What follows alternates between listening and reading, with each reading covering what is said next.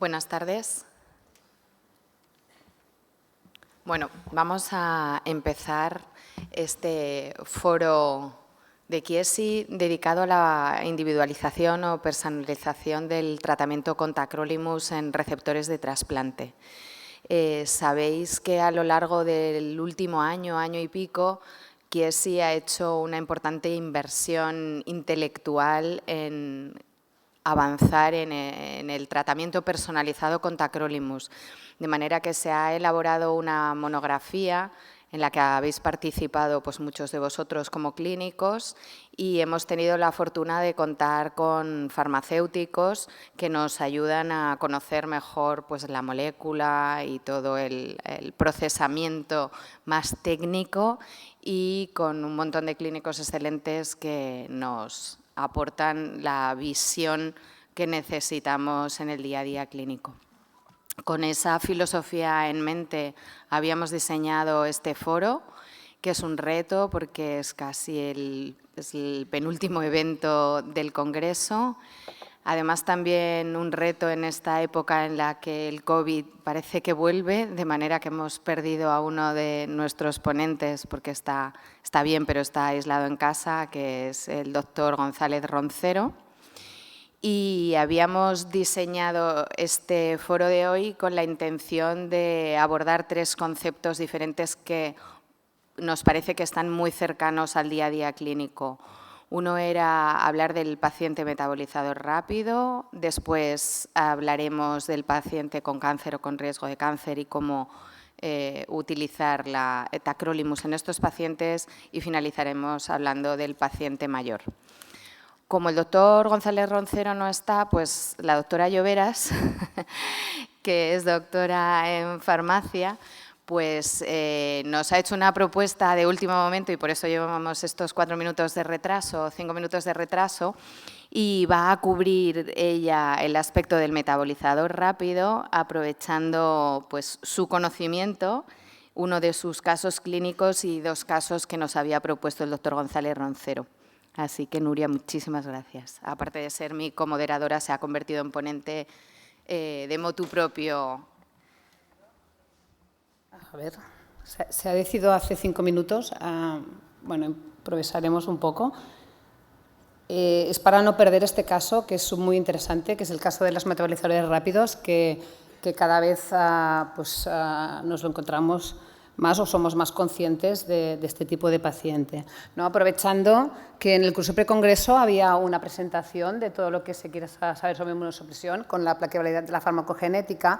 Ahí presenté un caso y empezaré con este para seguir intentando transmitir de la mejor manera posible lo que el ponente que teníamos os quería transmitir. El caso clínico es un donante de hígado que es un donante que era africano y tenía una mujer, 62 kilos, trasplantada de hígado, y cuando se la trasplantó empezó con unas dosis bajas de tacrolimus de 2 miligramos cada 12 horas, iba con Prograf, y porque tenía una infección y presentó unos niveles muy bajos justo post-trasplante. Una vez con estos niveles y con esta CEMIN, que era inadecuada, aumentaron dosis, que la aumentaron 24 miligramos cada 12 horas y solo obtuvieron unos niveles de 4,5. Enseguida pudieron ver que se trataba probablemente de un metabolizador rápido y lo que podéis ver aquí con esta dosis de inicio es que si normalmente damos 0,1 miligramo kilo, este paciente le tocarían 0,8 miligramos kilo al día. Una de las estrategias que ellos plantearon es, como tenían una concentración, unas dosis muy alta, de 24 miligramos cada 12, esto implica una Cmax muy elevada, consiguieron intentar reducir la exposición cambiando la pauta a una administración cada 8 horas, de forma que de esta manera consiguieron una exposición un poquito mejor. Pero otra de las pautas que ellos hicieron es la administración de fluconazol, solo una dosis al día, y de esta manera consiguieron controlar el paciente con que bajaran de una CEMIN de 12 a una CEMIN de 6. Simplemente este caso lo exponen como que si nosotros a priori, antes del trasplante, conseguimos tener los pacientes genotipados, lo que con esto ganaríamos es evitar estos 15 días que están infraexpuestos y podríamos hacer un abordaje mucho mejor. En el caso clínico que se iba a explicar hoy, era también pues, un trasplantado que requería unas dosis, bueno, lo explicaré de la mejor manera que pueda, que requería unas dosis muy elevadas de tacro, de 25 miligramos, y presentaba unos niveles de 9 a 12. Cuando vieron estas dosis también se plantearon pues, que podía ser un paciente metabolizador rápido, un paciente que o bien mirando la ratio concentración-dosis, ver que es un paciente pues, que no presenta una buena ratio, a pesar de que es un momento muy temprano post-trasplante para verlo. Y como opciones potenciales entre estos pacientes pensaron, bueno, pues uno se puede pues, hacer la minimización, a estudiar cuál es la Cmax. Uno de los abordajes que creo que en estos casos siempre se debería hacer es hacer una UC, es mirar la exposición, porque si bien sabemos la concentración mínima, lo que no sabemos es qué concentración máxima o qué perfil farmacocinético tiene. Entonces, el primer abordaje que sería ante estos casos sería poder hacer una UC y también poder estudiar pues, nuevas formulaciones de liberación. En cuanto aquí, ponente de reconvertir mTOR, no hay poca bibliografía al respecto, y sí repartir dosis. El tema de la adherencia se podría considerar, pero sobre todo en niños, porque cuando hablamos de metabolizador rápido hay que tener en cuenta que no es lo mismo un metabolizador rápido que tenga 80 años que un metabolizador rápido que sea un niño. En caso de pediátrico, este abordaje de repartir las dosis cada 8 realmente es una estrategia muy buena, porque de per se los niños son metabolizadores rápidos, con lo cual el efecto se suma.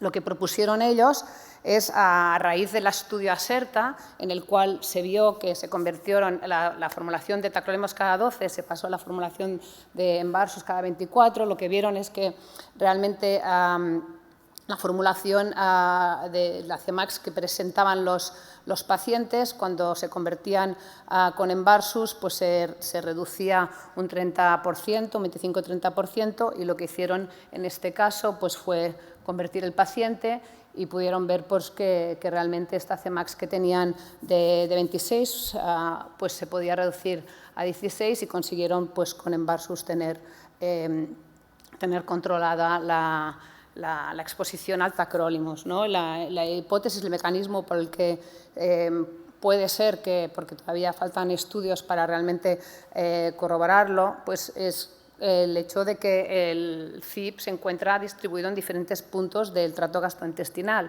de manera que una formulación extended release que se absorbe en diferentes puntos, estos CIPs van funcionando a lo largo, y aparte la expresión es más expresión de CIP en la parte más proximal, y conforme nos vamos distanciando va disminuyendo. Entonces, el hecho de absorberse en diferentes tramos del gastrointestinal es la hipótesis por la que parece que el efecto de los polimorfismos pues puede ser distinto, pero desde luego también faltan más estudios con este endpoint para poderlo comprobar.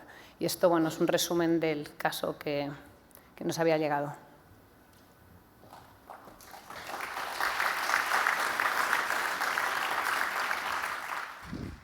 Muchas gracias, Nuria. Yo creo que esto nos permite introducir o de alguna manera actualizar el concepto que ya tenemos con innovación, y lo discutiremos al final de la sesión. Vamos a continuar con las exposiciones de los diferentes ponentes, pero volveremos sobre todas estas cuestiones. Al finalizar podremos tener una discusión conjunta. El siguiente ponente es el doctor Alex Gutiérrez, nefrólogo que trabaja en el Hospital Miguel Servet en Zaragoza, lo conocéis todos bien. Él ha trabajado mucho en cáncer y es el tema que va a desarrollar hoy. Buenos días. Pues lo primero, agradecer la oportunidad de estar aquí por parte de Chiesi, por parte de las organizadoras del simposio, y también de participar en esa monografía, en ese manual que yo creo que que es un elemento importante de actualización y de ayuda en el día a día, que era la pretensión de lo que se pretendía hacer y que creo que ha cumplido sus objetivos. En cuanto al tema que me han encargado presentar, pues empezaré directamente con el caso, que es un paciente actualmente de 79 años, con un antecedente de una segmentaria focal y que se trasplanta en primera ocasión en el 2001 con un protocolo de ensayo clínico con TAC, sirolimus y esteroides, y que bueno, fue teniendo diferentes eventos a lo largo de un tiempo no despreciable de evolución, quizá destacar un episodio de neumonitis asociada a ese sirolimus y que conllevó la retirada del fármaco, finalmente una disfunción con lesiones avanzadas de glomerulosclerosis y que llevó al reinicio de hemodiálisis en el 2014. En ese curso evolutivo, al final de la vida de ese trasplante, pues presenta dos epiteliomas que fueron resecados, un carcinoma vasocelular cutáneo y un carcinoma espinocelular cutáneo intraepidérmico, temporomandibular derecho, con márgenes libres, una cirugía que, como en tantos otros pacientes, pasó sin más incidentes. La cuestión es que después de su vuelta en diálisis pues se plantea el retrasplante de este paciente, contaba con una donante válida, su esposa, que sin embargo presentaba, frente a la que presentaba pues, anticuerpos donantes específicos a MFIs significativos, por lo cual se optó a la opción de realizar ese trasplante mediante un donante cruzado que afortunadamente surgió y frente al que no existían DSAs y un nivel de compatibilidad, sobre todo en clase 2, aceptable.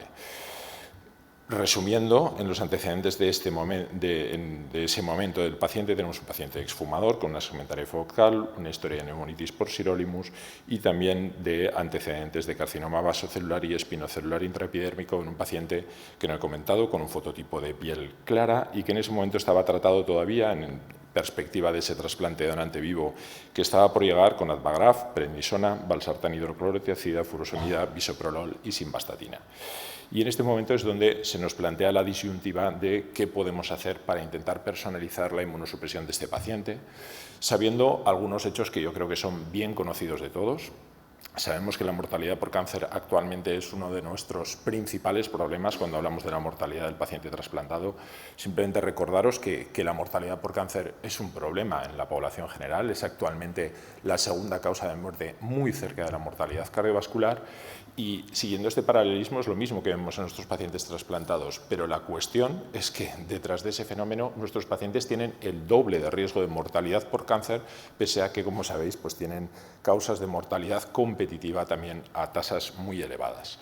Hay que reconocer que todos los pacientes están en riesgo, pero debemos intentar buscar aquellos pacientes que se podrían beneficiar de una estrategia de personalización en función de precisamente ese riesgo. Quizá el antecedente de cáncer es uno de los factores de riesgo más potentes precisamente para el desarrollo de un nuevo cáncer primario. Os destaco aquí dos metaanálisis publicados en el 2017, donde se puede ver que la mortalidad relacionada por cáncer en estos pacientes cuando presentan un antecedente de cáncer triplica a la de los pacientes que no tienen este antecedente y tienen el doble de probabilidades de un desarrollo de un nuevo cáncer primario, diferente al que se presentó antes de ser trasplantados. Y este hecho está también presente no solo en los cánceres en general, sino cuando hablamos del cáncer cutáneo pretrasplante, que puede ser desde luego mucho más frecuente que otras modalidades de cáncer y como podéis ver también en este metaanálisis se asocia a los cánceres en global, por supuesto al cáncer cutáneo y al cáncer de órgano sólido. El cáncer cutáneo es un cáncer extremadamente sensible a la inmunosupresión que tiene tasas de incidencia realmente importantes y un ratio de incidencia estandarizado en comparación a la población general muy alto. Sabemos que cuando un paciente ha presentado un cáncer cutáneo, las probabilidades de que presente un nuevo cáncer y de que ese tiempo sea corte cáncer tras cáncer va a ocurrir y quizá un trabajo que demuestra esto de forma especialmente llamativa fue pues, esta revisión que se hizo del registro irlandés en comparación al registro de tumores de población general, y podemos ver cómo esa sensibilidad de las tasas de cáncer cutáneo va subiendo y va bajando en función de la exposición del paciente a la inmunosupresión a medida que va sufriendo o va pasando por periodos de trasplante, vuelta a diálisis y retrasplante, exhibiendo esa sensibilidad del cáncer cutáneo a la inmunosupresión. Teniendo en cuenta, además de este factor y, por supuesto, la inmunosupresión de base del paciente, tenemos que siempre que pensar en una miríada de factores, muchos compartidos con la población general, que tienen un gran peso y que explican una importante fracción de los cánceres que vamos a encontrar en nuestra población y que también van a ser de interés y que tenemos que intentar identificar en nuestros pacientes. Ciñéndonos al caso, pues, vemos cómo hay una confluencia de factores de riesgo en este paciente que podrían hacer buscar, o más bien identificarlo como un paciente de alto riesgo de cáncer post-trasplante y, por lo tanto, de intentar la personalización en este sentido. ¿Y qué instrumentos tenemos para personalizar su pauta de inmunosupresión? Podemos pensar en modular las dosis de tacrolimus. En este sentido, hemos ido aprendiendo con los años. El estudio Lito Symphony ya se remonta a la historia del trasplante, pero fue uno de los estudios de referencia precisamente para sentar las dosis actuales y niveles de exposición de tacrolimus a dosis mucho más reducidas de lo que previamente se pensaba. Actualmente tenemos con instrumentos de estratificación del riesgo inmunológico mucho más allá que el simple match de antígenos HLA, que nos pueden ayudar también a esta reducción de las dosis de exposición de tacrolimus para encontrar el balance óptimo, y, por último, la utilización de biomarcadores del estado de inmunosupresión. Todos estos capítulos se desarrollan precisamente en la monografía que hemos abordado extensamente, que yo creo que puede ser extremadamente útil. Lo cierto es que, pese a todo, la minimización de tacrolimus por sí sola no ha demostrado reducciones de las tasas de cáncer. Así que cabe pensar que si precisamente su retirada, sabiendo que el tacrolimus de por sí tiene un perfil que, desde luego, experimentalmente y en algunas condiciones en clínica ha demostrado un perfil protumoral, si las pautas sin tacrolimus, especialmente con Belatacep, podrían conllevar una reducción de esas tasas de cáncer. Lo primero, hay que decir que a día de hoy estas pautas de inmunosupresión no son equiparables en cuanto a eficacia y seguridad al estándar of care de tacrolimus en triple terapia que solemos utilizar. Pero incluso aún así, lo que sabemos es que la retirada del anticalcinurínico utilizando Belatacep por sí solo, en los estudios Benefit y Benefit Extension, no ha sido capaz de demostrar tampoco una reducción por sí sola de las tasas de incidencia de cáncer.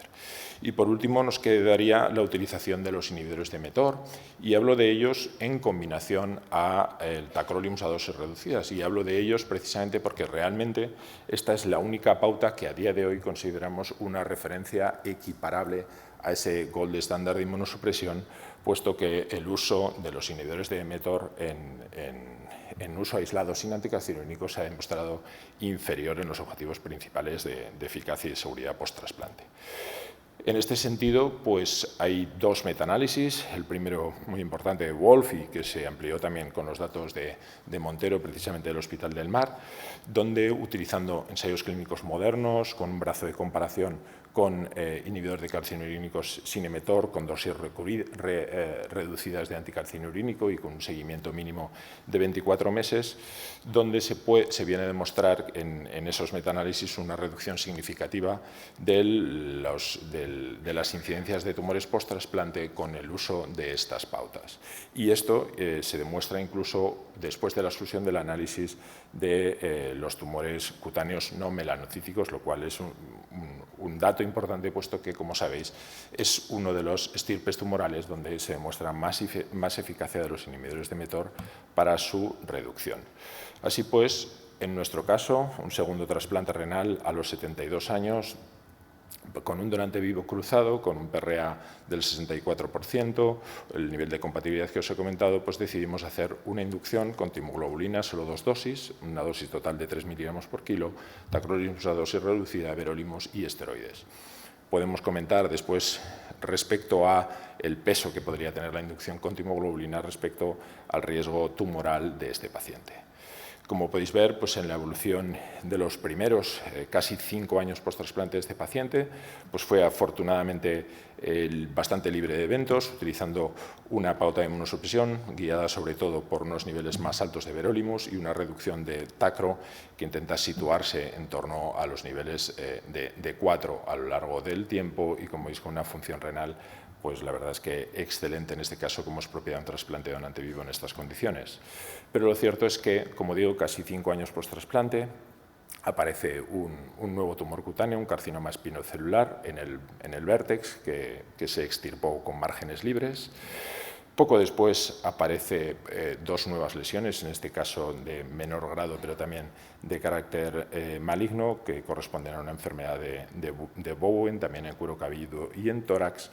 Y finalmente, en junio del 20, se procede a la exéresis de un carcinoma espinocelular bien diferenciado, microinfiltrante, en la mejilla izquierda, y en el paciente se detecta, bueno, sobre una base de queratosis actínica, como es propio en muchos pacientes, y se detecta la presencia de una masa cervical izquierda. Esta masa se somete primero a una punción que arroja el diagnóstico de un carcinoma espinocelular metastásico. Se procede a la cirugía, donde se observa precisamente este implante sobre tejidos blandos, tejido subcutáneo, músculo estriado, afortunadamente ganglios sin evidencia de neoplásica, y se lleva a la resección íntegra de ese nódulo metastásico de un carcinoma espilocelular. Al paciente se le propone la utilización de radioterapia, que erróneamente el paciente rechaza bajo la creencia de que la cirugía podía ser suficiente y también guiado, bueno, pues por un cuadro de claustrofobia que la verdad es que limitaba la utilización de esta modalidad, aunque claramente esto se podría haber yugulado de otra manera. Los primeros meses transcurren de forma, afortunadamente, sin mayores eventos, pero ya en marzo de 2021 se demuestra la presencia de progresión tumoral en el escáner, que lleva a que el paciente finalmente adopte o acepte el esquema propuesto con radioterapia, que se aumenta también con la utilización de una quimioterapia combinada de Taxol y cetuximab. Y esto se sigue pues, de una reducción en las imágenes de seguimiento del paciente del tamaño del tumor y finalmente, después de esa respuesta positiva de la masa tumoral después de la aplicación de radioterapia y quimioterapia, a una disección cervical izquierda radical con sacrificio del nervio hipogloso y donde se comprueba una regresión tumoral. El tumor queda una masa tumoral mínima de 5 milímetros con márgenes libres y afortunadamente con un resultado pues, bastante positivo de la cirugía. Desde el punto de vista funcional podéis ver aquí cómo bueno, en su último seguimiento el paciente mantiene creatininas realmente bajas. Obviamente aquí ha habido un periodo de cirugías y quizá una pérdida de masa muscular por parte del paciente, y señalar bueno, como en el manejo de la inmunosupresión de este paciente, coincidiendo con las 2 cirugías mayores, pues hacemos en un paciente que hemos mantenido todavía el tacro, hacemos una inversión de los niveles de exposición de un otro fármaco con la esperanza de que temporalmente tengan un impacto mínimo sobre la evolución tumoral y permitir un poco reducir las complicaciones quirúrgicas que se pueden presentar en estos pacientes cuando tienen niveles de exposición altos de un IM-TOR. Esto finalmente lleva a que actualmente el paciente sigue con una exposición mínima de tacrolimus, que sería también un factor un poco a discutir cuál es la terapia más adecuada en estos pacientes respecto a una retirada completa y manejo solo con un IM-TOR o en terapia combinada.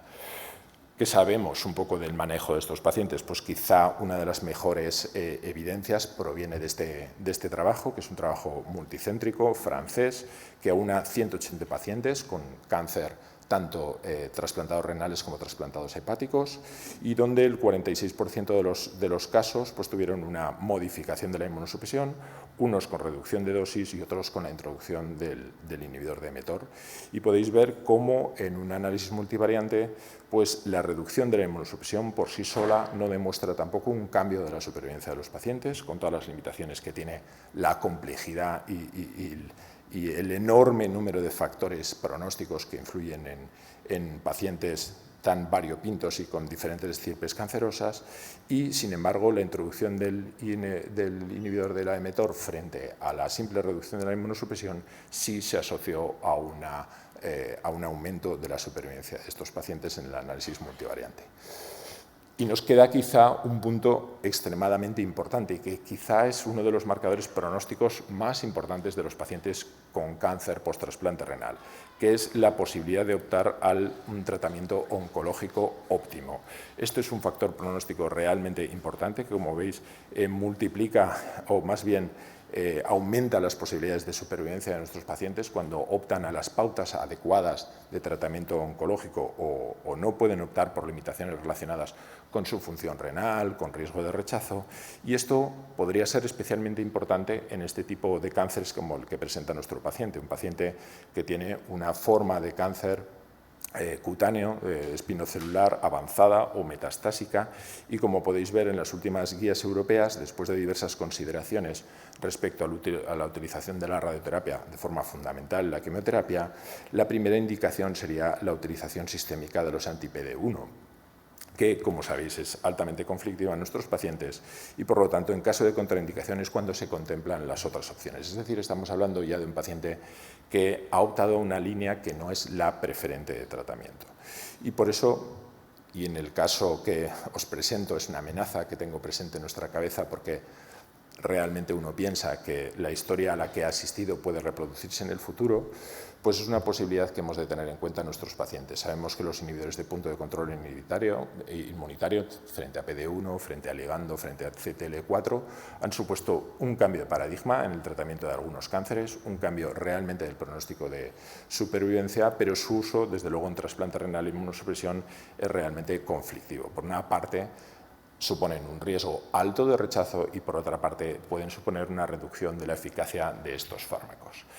Lo que sabemos respecto a su utilización en trasplante es realmente poco. Este estudio multicéntrico proveniente de casi 70 pacientes tratados en Estados Unidos, en Canadá y también en Europa, pues analiza precisamente los resultados de este colectivo de pacientes y podemos ver que la tasa de rechazo estaba en torno al 42%.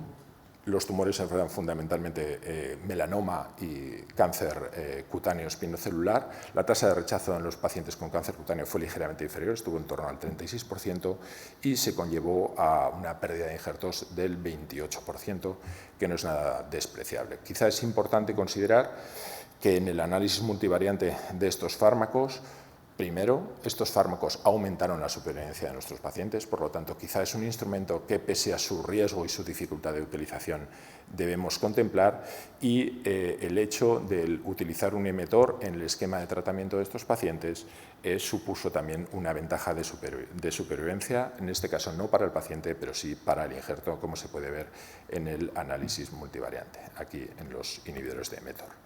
Actualmente esta situación se está explorando en un ensayo clínico con cemiplimab, que se utiliza en pacientes trasplantados renales, combinándolo con una terapia dinámica con la utilización combinada de prednisona y everolimus o sirolimus, y cuyos resultados estarán, yo creo, que a finales del 2023 y quizá nos podrán ser de mucha ayuda a la hora de establecer un balance de riesgo-beneficio de estas situaciones en nuestros pacientes.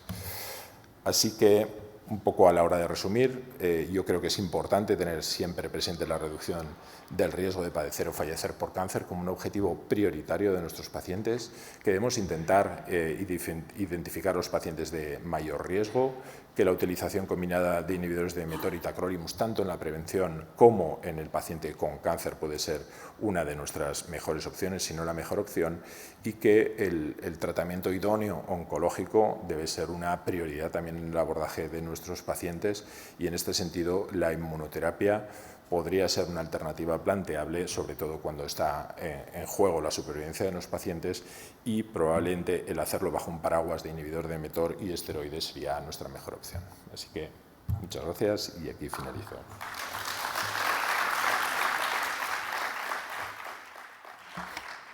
Muchísimas gracias, Alex, porque has hecho una actualización excelente y además ligada a un caso, porque eso nos hace acordarnos, ¿no?, de nuestros pacientes en una situación similar.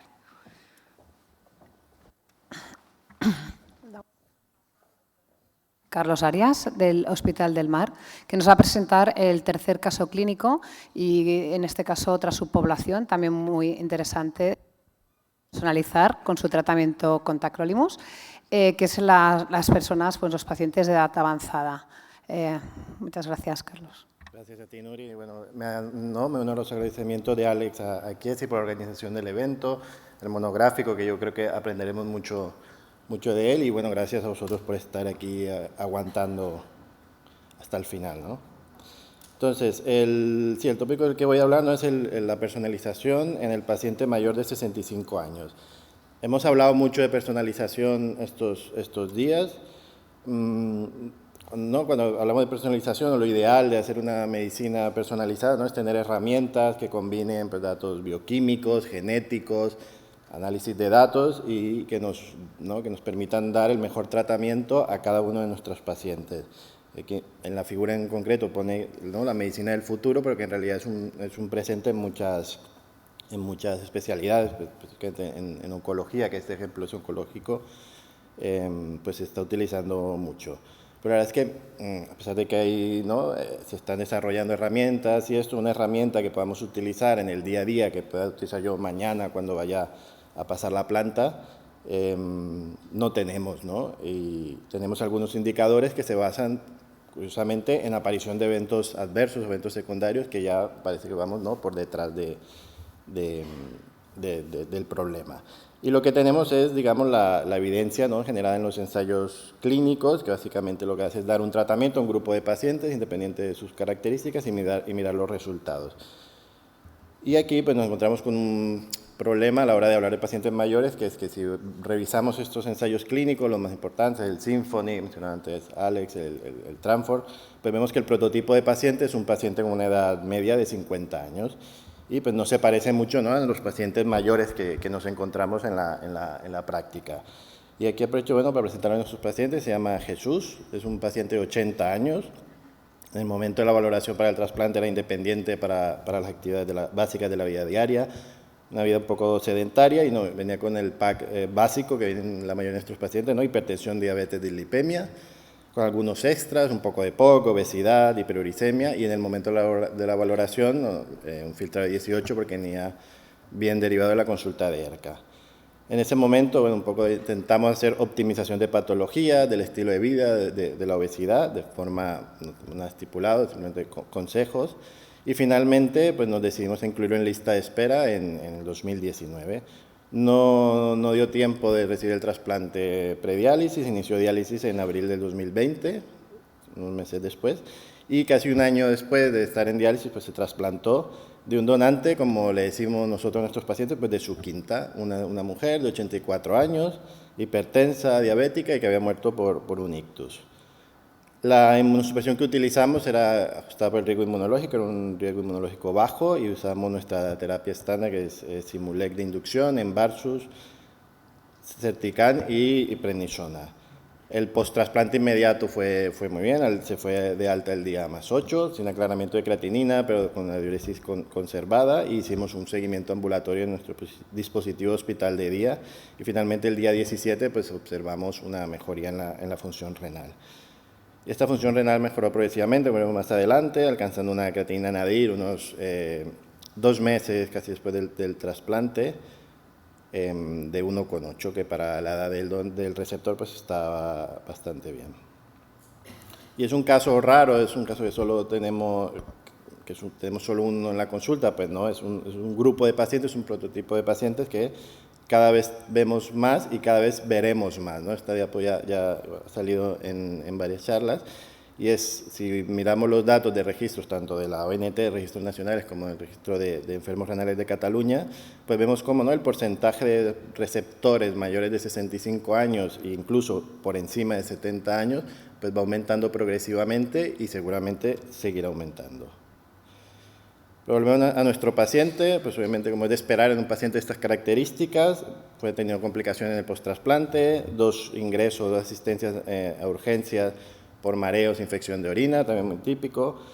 Tenemos el hospital de día que nos ahorra muchos ingresos en urgencia, pero eran consultas frecuentes y tuvimos que hacer obviamente un manejo multidisciplinar en el que estábamos nosotros, neumología también porque el EPOC se descompensó, el manejo glucémico era bastante complicado, había días que estaba a 500, otros días que estaba a 55, y iba teniendo, ¿no?, malestar, síntomas varios, fatiga, mareo, cefalea, edema, mal manejo de volumen, es una celulitis, infección de orina, lo típico en este tipo de pacientes.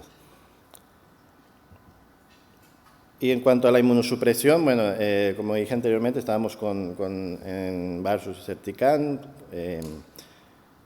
La verdad es que al principio el ajuste de los niveles costó un poco, pero bueno, finalmente parece que se habían ajustado, pero por todos estos eventos versus que iba presentando, el cuadro respiratorio, los edemas, el mal manejo de volumen, pues finalmente decidimos retirar el inhibidor de mTOR y mantener biterapia tacrolimus prednisona, unos niveles que buscamos en torno a 4 o 5. Con este manejo, pues por lo menos a enero de este año, el señor pues, se ha mantenido estable, la creatinina se ha empeorado un poco a 1,9, pero una función renal que le permite pues, llevar una vida normal y por suerte no ha tenido nuevos ingresos. Entonces, volviendo a la personalización, empecé diciendo que no teníamos herramientas, pero sí tenemos, ¿no?, algunos datos que nos ayudan. Y en el caso del paciente mayor, pues tenemos que tener en cuenta, ¿no?, consideraciones farmacocinéticas y farmacodinámicas de este grupo que van a influir ¿no?, cómo toleran el fármaco y cómo usarlo. Concretamente hay cambios, digamos, fisiológicos asociados a la edad que van a cambiar cómo se comporta el fármaco en el paciente. Se ha descrito disminución de glicoproteína P, que es una proteína transmembrana que participa en el transporte del tacrolimus a nivel de hepatocitos y de enterocitos. Hay un cambio también en los volúmenes de distribución de estos pacientes, tienen mayor masa grasa, menor masa magra, menor agua corporal total y también mayor expresión de citocromo P450 que como sabemos participa en el metabolismo del fármaco. ¿Y esto en qué se traduce? Cuando se ha hecho curvas farmacocinéticas en pacientes mayores, pues que estos pacientes tienen una Cmax, una área bajo la curva, y una Cmin más elevada que si la comparamos con pacientes más jóvenes a dosis iguales ajustadas por el peso. Y además de esto, todos estos cambios relacionados con la edad, pues también hacen que estos pacientes sean más susceptibles a presentar eventos adversos. Estos eventos adversos pues, pueden ser a nivel neurológico, lo más frecuente, ¿no?, lo vemos todos en forma de temblor. También a nivel del injerto tienen mayor riesgo de función retrasada del injerto y seguramente también mayor riesgo de presentar fibrosis y mayor riesgo de todas las complicaciones y que al final son las principales causas de fallecimiento de estos pacientes, ¿no? Mayor riesgo de infección, de neoplasia, de eventos cardiovasculares y de diabetes mellitus post-trasplante. Y todo esto tenemos que tenerlo en cuenta a la hora de manejar la inmunosupresión.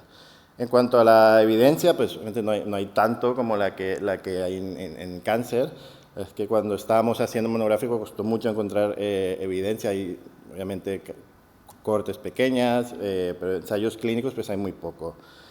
Y aquí he traído esto que considero que son importantes de compartir, ¿no?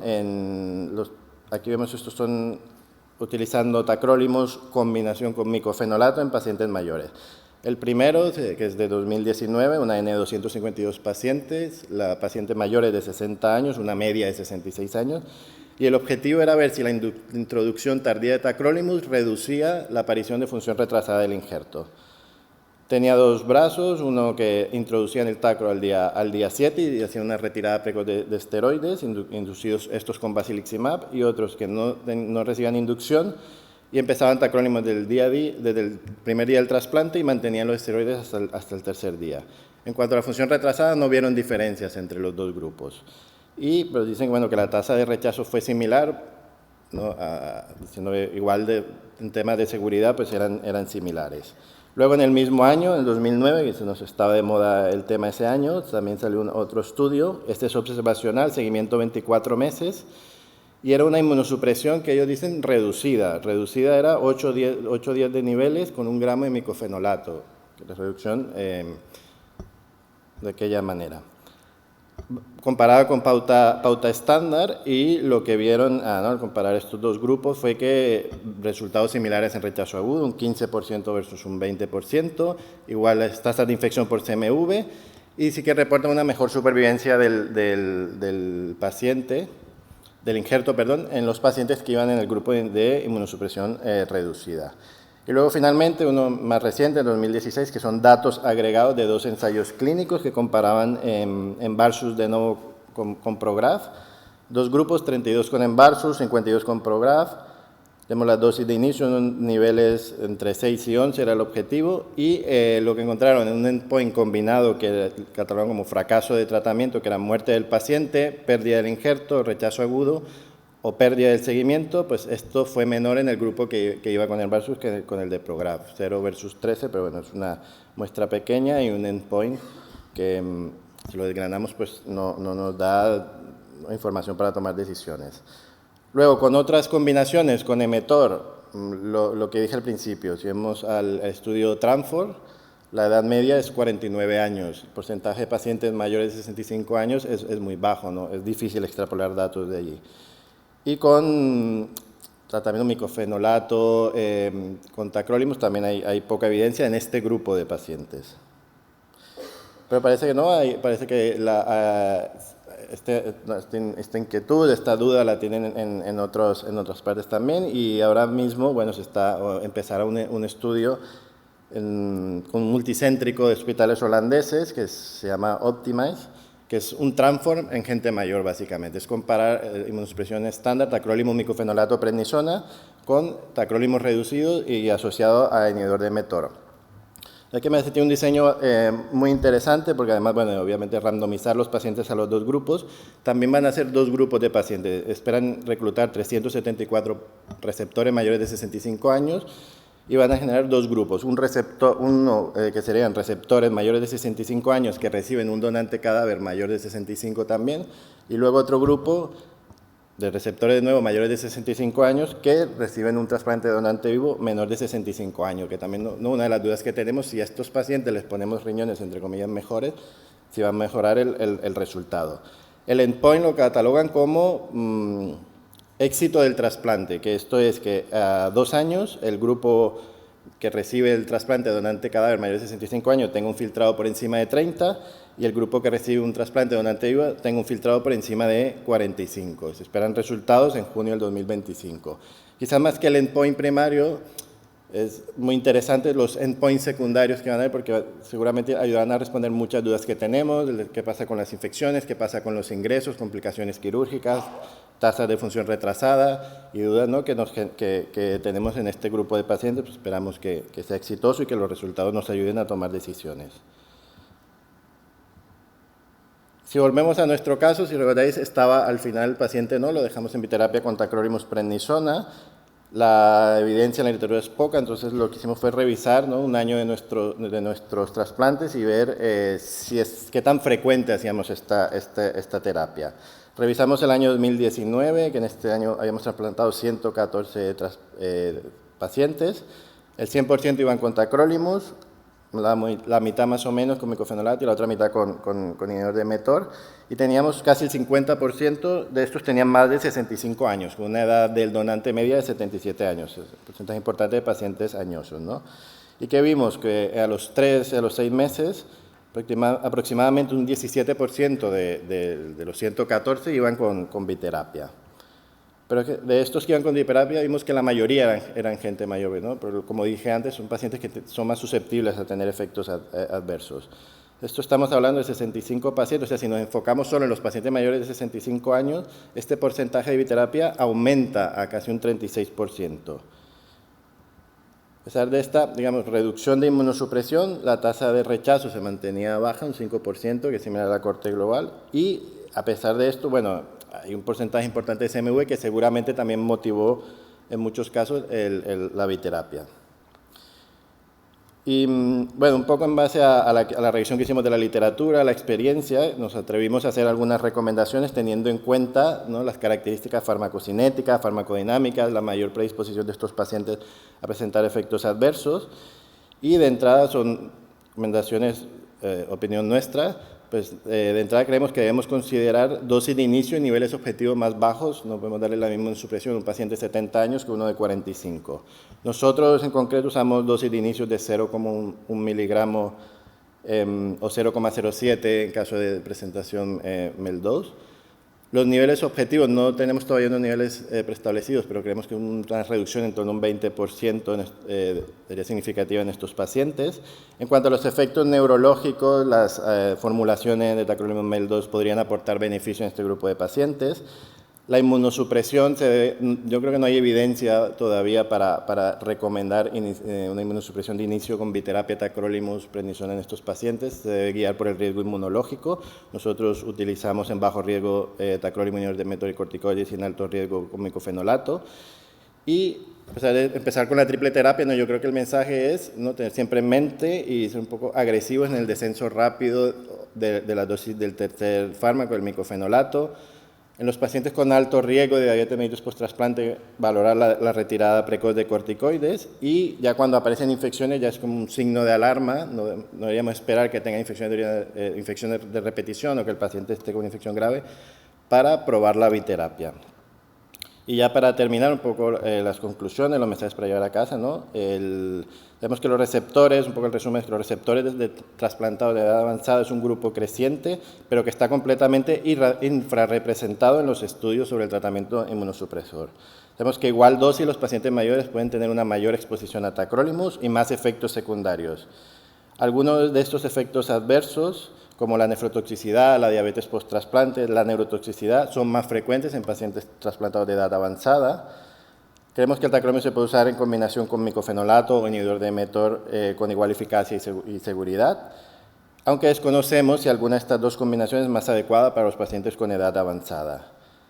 No parece existir evidencia para recomendar un inicio retrasado de tacrolimus, se desconocen los niveles terapéuticos óptimos en esta población, aunque no existen estudios específicos al respecto, si extrapolamos datos de población trasplantada general, parece que la retirada de corticosteroides en estos pacientes por lo menos es segura, y debido a la falta de estudios específicos, para elegir una inmunosupresión, como dijimos al principio, ideal o personalizada, creo que tenemos que tener en cuenta todo lo que hemos hablando, el riesgo inmunológico es muy importante, el tipo de donante, injerto renal también, pero también el riesgo de infección, de neoplasia, de eventos cardiovasculares, la situación cognitiva que está muy poco evaluada también en estos pacientes y claro, la fragilidad. Muchas gracias. Bueno, quería agradecer a María José, como si no le hubiera mencionado ya suficiente en el Congreso, que fue mi coautora en esta monografía. Gracias. Muchas gracias, Carlos. Ahora pasaremos al turno de las preguntas, que seguro que habrá muchos, porque los tres casos son muy interesantes. O sea que, a ver si hay alguna mano.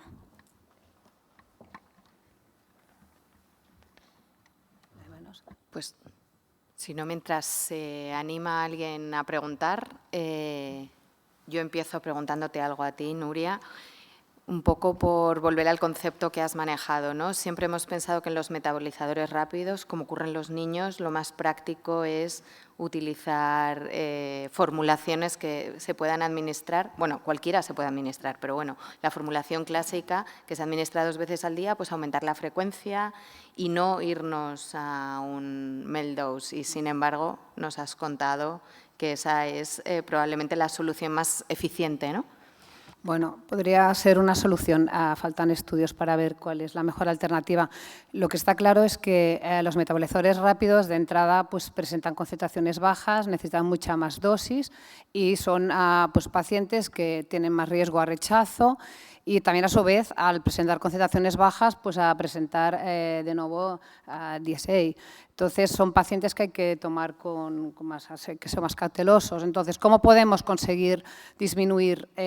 A ver, si queremos ser simples, si cambiamos la formulación, ya estamos disminuyendo un 30% de la dosis, con lo cual esto ya les ayuda. Y si vamos al estudio ASERTA con la Cmax, estamos consiguiendo también disminuir la exposición, intentando pues, disminuir la Cmax y también un poco la pendiente, porque a la vez pues, se aumenta la exposición pues, con menos dosis. Pero es verdad que faltan estudios para poder demostrarlo. En el caso de niños, como el embarazo tampoco está todavía en ficha técnica, muchos están con Modigraph, pues la pauta de cada 8 pues podría ser una de las opciones para poder. También es verdad que hay que diferenciar, nosotros quizás nos encontramos más con heterocigotos 1-3, o sea, que presentan solo uno de los alelos funcionantes, porque la población caucásica, la mayoría, pues somos metabolizadores lentos de per se, por el A3, pero también hay pacientes que son homocigotos para el 1-1, y aquí igual también podríamos hacer estudios diferenciando estas dos poblaciones, porque realmente cuando se hace concentración-dosis con homocigotos 1-1 o heterocigotos 1-3 es muy diferente la exposición. O sea que aquí también podríamos también profundizar para qué tipo, ¿no?, de población. Puedo aprovechar, felicitaros a las comunicaciones a todos, la verdad, y el resumen rápido que has hecho improvisando, que es una maravilla. Y precisamente te quería preguntar por esto de que has comentado de la diferente expresión de los citocromos a lo largo del tracto digestivo, que bueno, resulta interesante, y los diferentes puntos de absorción de diferentes preparaciones, sobre todo en pacientes que vemos pues, con patología abdominal, cirugías de bypass, con cuadros malabsortivos, con resecciones intestinales a diferentes tramos. ¿Hay que nos puedes decir algo que nos ayude un poco a guiar? En este caso, pues sería al contrario, ¿no? O sea, depende de en qué nivel estás. Depende de qué nivel estamos hablando de por ejemplo, hablamos de un paciente con ileostomía. Si la ileostomía es muy proximal, entonces sería mejor una formulación immediate release que se absorbe en el tramo, y porque si no podríamos encontrarnos que no tenemos niveles de tacrolimus. De hecho, por ejemplo, en los casos de ileostomía, cuando damos la biterapia de tacrolimus con micofenolato, nos encontramos que no tenemos niveles de micofenolato. Y no los tenemos no porque no se absorba bien, porque la absorción es muy parecida al tacrolimus, simplemente es que se inhibe la circulación enteropática, que es lo que nos ayuda pues, a este 30-40% de dosis, que nos ayuda a que la concentración mínima, la predosis, se mantenga. Es decir, si un paciente está con una ileostomía, no tendremos niveles de mico, sí tendremos de tacrolimus, pero de immediate release, depende en qué punto esté, pero normalmente, aunque no sea muy proximal, se conviene más la immediate release. Y que luego, si hay una reconstrucción, pues se vuelvan a mirar niveles porque aumenta la concentración de tacrolimus. Todo proceso que se modifica la absorción, pues tenemos que intentar hacer una monitorización más cercana. Si es una cirugía de bypass para obesidad, entonces sería al contrario, sería más bien... Sí, exacto. Lo que pasa que tampoco hay muchos estudios. En bypass son bastante contradictorios lo que se dice. Lo mejor en estos casos es hacer una UC y ver realmente, porque con una UC a veces la concentración predosis engaña, y con una UC ves realmente cómo se va eliminando, y si tienes un poco el valor típico de la población, puedes ver hacia dónde está tu paciente. En estos casos, en todos los casos que se modifique la absorción, lo mejor es hacer una UC en un momento dado del trasplante para estar más tranquilos para el seguimiento. Nos quedan 3 minutos porque la última sesión va detrás de nosotros aquí. ¿Hay alguna pregunta en la sala? Yo quiero hacer una pregunta a Carlos. Nos pisamos, no hay nada, ¿no?, en la sala. A ver, no, que a mí me llama la atención porque, bueno, Alex se acordará de hace unos cuantos años cuando hablamos de la PGP, que es uno de los factores que has comentado, ¿no?, que cuando se asocia el tacrolimus con la PGP, pues hay una interacción con el mecanismo, ¿no?, porque la sirolimus, la P-glicoproteína, el sirolimus inhibe también, ¿no?, la PGP. Entonces, claro, cuando miramos el efecto de la PGP a nivel intestinal, pues sí que es verdad que estos malos absorbedores, y en este caso la edad avanzada, entraría en este grupo, vendrían a comportarse como los homocigotos TT, que son los low pamper, ¿no? De manera que, como es la primera molécula que nos restringe el paso a nivel circulatorio, habría más reabsorción y habría más niveles, habría menos reabsorción intestinal y habría más niveles en sangre. Que esto iría en contra, ¿no? Pero si lo miramos a nivel de linfo, que pasa lo mismo en tejido, al inhibirse la extrusión, queda más tacro dentro del linfo, queda más tacro dentro del riñón y en principio es más nefrotóxico, y esto es lo que se postuló en principio cuando, a pesar de que la función renal no empeoraba, se vio que en las biopsias realmente había más nefrotoxicidad. En este campo yo no sé si hay estudios, pero igual sería interesante, ¿no?, que se hicieran estudios para ver si realmente la asociación de tacro y mTOR pues, no puede dar más toxicidad en estos pacientes de edad avanzada. ¿Y en qué edad avanzada hablamos? Si 65, 80, porque aquí también hay unos cambios muy importantes y en estos estudios como el Optimize os ponen todos pues, juntos. Y bueno, esos son mis comentarios. Sí, a ver, si hay estudios, ahora estaba pensando si en el Transform había hecho algún análisis de biopsia, pero yo diría que no. Lo que vemos en la práctica es que cuando están en los pacientes mayores, cuando están con niveles de ambos en el rango alto, la función renal empeora. O sea, es muy susceptible, los aumentos de creatinina, las fluctuaciones de creatinina son muy susceptibles a los niveles, si los niveles están en el rango alto o no. Que esto traduzca un daño crónico en el injerto, pues no lo sé. En cuanto a la edad, claro, esto podríamos estar debatiendo, yo creo que 65 años es joven. Sí, yo también. Joven. Por eso cuando vas a buscar evidencia, es que dices edad media 64, 65 años, es que es muy joven. Si vas a buscar 70, 80, es que ya no hay evidencia. Vemos el estudio holandés, y es verdad que es 65 años, esperemos que la edad media sea más alta, creo que nos dará mucha información. Y 70, 75, o sea, obviamente no es lo mismo un paciente de 65 años que uno de 75. En estos 10 años hay una diferencia bastante marcada. Y en el aclaramiento también, ¿no? Sí, en todo. Bueno, para cerrar, yo creo que una pregunta rápida y muy práctica, Alex. ¿Por qué mantuvisteis el tacrolimus en este paciente? Y lo digo porque comentábamos, estamos teniendo estos pacientes con carcinomas espinocelulares muy agresivos y nos hacen sufrir mucho, y entonces jugamos ahí el everolimus, la cirugía, la cicatrización, el tacrolimus, lo dejamos, lo quitamos. Tienes minuto y medio. Medio minuto. Pues en medio minuto te diría que no lo sé.